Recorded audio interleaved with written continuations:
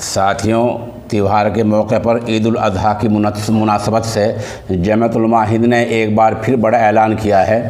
Social India news کے دفتر میں جمعیت علماء ہند کے قومی سیکریٹری جناب مولانا حکیم الدین صاحب دامت برکاتہم کا ایک اعلان پہنچا ہے۔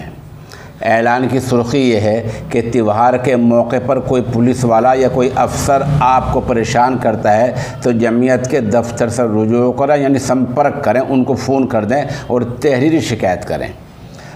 خبر کو ذرا تفصیل سے سنیے۔ حضرت مولانا حکیم الدین صاحب نے جو بیان بھیجا ہے اس کا خلاصہ یہ ہے۔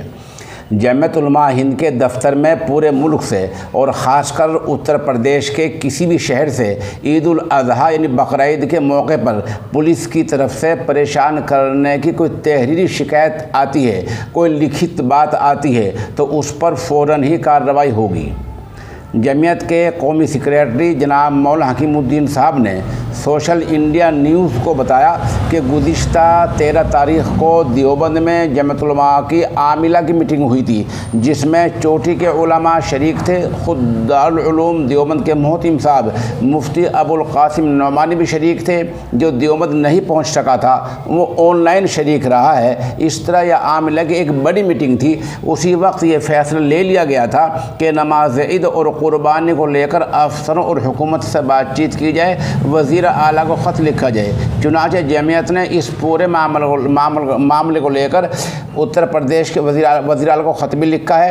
افسروں سے بات چیت کی جا رہی ہے اور ابھی بھی سرکاری نمائندوں سے بات چیت ہو رہی ہے۔ خدا کرے مسئلہ کسی حد تک حل ہو جائے۔ جمعیت علماء اس وقت پورے ملک کے ذیلی دفاتر سے اپنے ضلعی اور قصباتی اور شہری دفاتر سے سمپرک میں رابطے میں ہیں، کیونکہ جمعیت کا ایک بنیادی کام، مولانا حکیم الدین صاحب نے خود اپنے بیان میں یہ فرمایا کہ جمعیت کا ایک بنیادی کام یہ بھی ہے کہ شاعر اسلام کی حفاظت کی جائے۔ قربانی شاعر اسلام میں سے ہے، اس لیے اس موقع پر جمعیت پوری طرح سرگرم ہے۔ جمعیت والے ایک طرف تو ضلعی دفتروں سے سمپرک کر رہے ہیں اور دوسری طرف حکومت سے معاملہ حل کرانے کی کوشش کر رہی ہیں۔ جمعیت اس معاملے میں خاموش نہیں بیٹھی ہے۔ نتیجہ کیا ہوگا یہ اللہ کے ہاتھ میں ہے، ہمارا کام کوشش کرنا ہے۔